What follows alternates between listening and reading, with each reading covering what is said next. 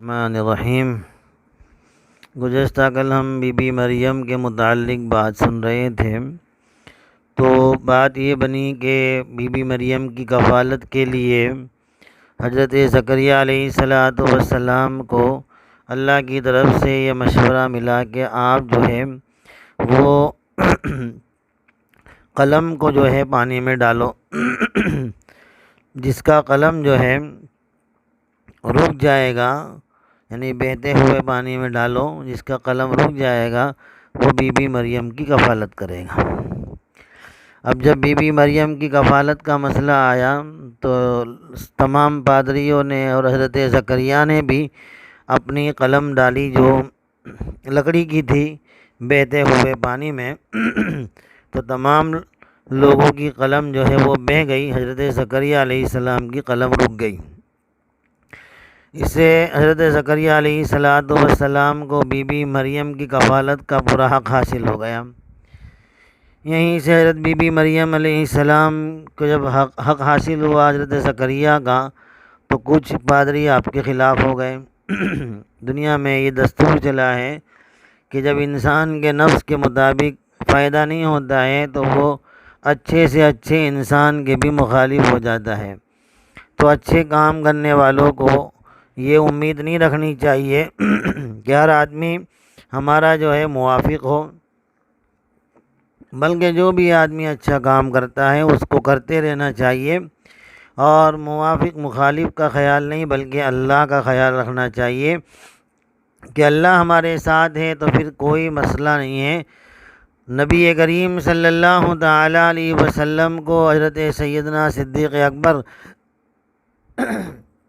رضی اللہ تعالیٰ عنہ نے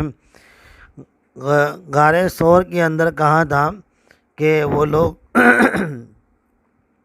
جو ہے ہمارے سامنے آ چکے ہیں یا رسول اللہ صلی اللہ علیہ وسلم، اب کیا ہوگا؟ تو حضور اکرم صلی اللہ علیہ وسلم نے یوں ہی فرمایا، لا تحزن ان اللہ معنا، آپ فکر نہ کرو، اللہ تعالیٰ ہمارے ساتھ ہیں۔ تو جس بندے کے ساتھ اللہ رب العالمین ہو اس کو کوئی پرواہ نہیں کرنی چاہیے۔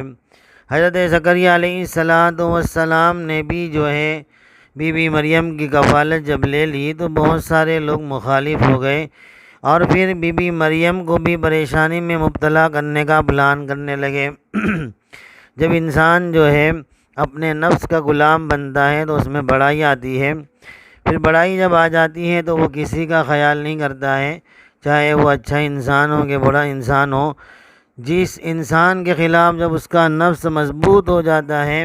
تو پھر وہ انسان اس کے مخالف بن جاتا ہے۔ لیکن اللہ رب العالمین نے ہمیں طریقے بتائے ہیں کہ ہم کسی کے مخالف نہ بنیں،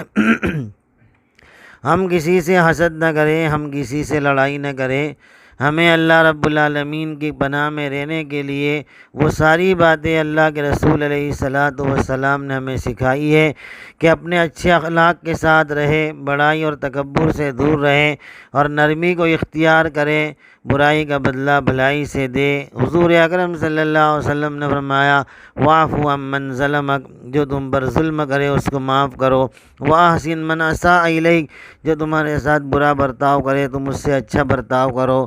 صل من قطعک، اور جو تم سے توڑے اسے تم جوڑنے کی کوشش پوری کرو، کل قیامت کے دن میں اپنے ساتھ جنت میں تمہیں ساتھ میں لے جاؤں گا۔ یہ اصل مردانگی کی بات ہے کہ ہم اپنے دشمنوں کو معاف کریں، اپنی برائی کرنے والوں کے ساتھ اچھا سلوک کریں، اپنے دلوں میں تکبر اور بڑائی پیدا نہ کریں، تو پھر اللہ رب العالمین دنیا اور آخرت کی کامیابیاں قدموں میں ڈالتے ہیں۔ لیکن جب آدمی تکبر میں مبتلا ہوتا ہے تو بہت اللہ کا دشمن بنتا ہے۔ اللہ رب العالمین فرماتے، الکبریاء ردائی، تکبر تو میری چادر ہے، بڑائی تو میرے لیے ہے، دنیا میں نے بنائی، آسمان و زمین میں نے بنایا، سمندر اور پہاڑ میں نے بنائے، اے انسان تجھے بھی میں نے بنایا، بڑائی تو میرے لیے ہے۔ اللہ متکبر ہے، اللہ جبار ہے، اللہ قہار ہے، اللہ وہاب ہے، اللہ رزاق ہے، اللہ سب کچھ ہے، اللہ تمام چیزوں پر قادر ہے، اللہ تمام چیزوں پر مقتدر ہے، اس لیے اللہ کی بڑائی ہوگی۔ جب بندہ بڑائی کرتا ہے تو اللہ فرماتے ہیں کہ میری چادر کو پھاڑنے کی کوشش کرتا ہے تو اس بندے کو میں پھاڑ دیتا ہوں۔ لہذا ایک واقعہ یاد آ گیا، وہ واقعہ سنا کر بات ختم کرے۔ بنی اسرائیل میں ایک نوجوان تھا، بڑا نیک تھا، بڑا اچھا تھا، اتنی نیکیاں کرتا تھا، اتنی عبادت کرتا تھا کہ اللہ تعالیٰ نے اس کو یہ مقام عطا فرمایا کہ اس کے ساتھ بادل چلتے تھے اور اس کو سایہ کرتے تھے۔ چرچا ہی چرچا تھا اس کا کہ کتنا نیک بندہ ہے، کتنا اچھا بندہ ہے کہ اللہ تعالیٰ نے اس کے ساتھ جو ہے بادلوں کو لگا دیا۔ لوگ اس کا احترام کرتے تھے، اس کی عزت کرتے تھے، لیکن اس بندے کی جو ہے اندر سے اپنی عبادت پہ، اپنی نیکیوں پر دھیمے دھیمے عجب اور تکبر شروع ہوا، اور ایک بندہ جو تھا اسی کے سامنے بڑا گنہگار سیاہکار تھا، لوگ اس کو دھتکارتے تھے، برا کہتے تھے۔ جب وہ نیک بندہ اپنے اندر نیکی اور نیکی پر بڑائی کرنے لگا تو پھر معاملہ یہ بنا کہ ایک دن وہ بادل اس کو سایہ کیے ہوئے تھے، لوگ اس کے سامنے بیٹھے ہوئے تھے۔ وہ گنہگار بندے نے سوچا کہ لاؤ میں بھی اس نیک بندے کے بازو میں جا کر بیٹھ جاؤں تو کچھ میری بھی مغفرت کا ذریعہ بن جاوے، مجھے بھی معافی مل جاوے، لوگ مجھے دھتکارتے ہیں، دھکے مارتے ہیں، یہ اللہ کا نیک بندہ ہے، اس کے پڑوس میں جا کے بیٹھ جاؤں۔ جیسے ہی وہ بندہ گنہگار اس بندے کے پڑوس میں آ کے بیٹھا تو اس نے اپنی گردن گھما کر دیکھا کہ وہ گنہگار بندہ میرے بازو میں آیا ہے، تو اس نے فوراً کہا کہ اٹھ، تو ناپاک انسان میرے پاس کہاں بیٹھتا ہے۔ بس اللہ تعالیٰ کو یہ جملہ پسند نہیں آیا، اللہ تعالیٰ نے فوراً اس کی ولایت کو بدل دیا، اور وہ گنہگار بندہ جس کی آنکھوں میں آنسو آئے تھے، وہ توبہ کرتا تھا، اللہ نے اس کی توبہ کو قبول فرما کر ولایت کا تاج پہنا دیا۔ لوگوں نے دیکھا کہ وہ تکبر کرنے والے نیک انسان کے پاس سے اللہ نے کرامت کو چھین لیا اور بادل اس گنہگار بندے کے ساتھ چلتا ہو گیا۔ تو یہ حقیقت بات ہے کہ ہم تکبر سے اپنے آپ کو بچاویں، اللہ رب العالمین ہمیں عمل کی توفیق عطا فرماوے۔ پاکی کے مسائل کے اندر وضو ٹوٹنے کی بات ہم سن رہے تھے، تو ہم نے معلوم کیا کہ بدن میں سے خون اور پیپ نکلے اور وہ بہہ جاوے تو اس سے وضو ٹوٹ جاتا ہے۔ اسی طریقے سے کوئی آدمی بلڈ ٹیسٹ کروانے جاوے، ڈائبٹیز چیک کروانے جاوے اور خون نکلے تو اس سے بھی وضو ٹوٹ جاتا ہے گا۔ اور نبی کریم صلی اللہ تعالیٰ علیہ وسلم کی سیرت مبارکہ کا حصہ ہم اپنے گھروں میں بھی اس کو پڑھنے کی کوشش کریں۔ جب ابرہہ بادشاہ اصحاب فیل خانہ کعبہ کو گرانے کے لیے مکہ کے اوپر چڑھ آیا تو عبد المطلب چند آدمی قریش کے ساتھ لے کر جبل صبیر پر چڑھ گئے۔ اس وقت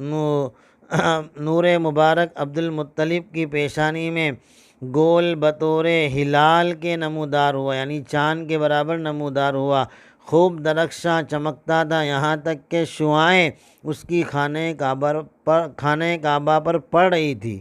تو عبد المطلب نے یہ بات دیکھ کر قریش سے کہا،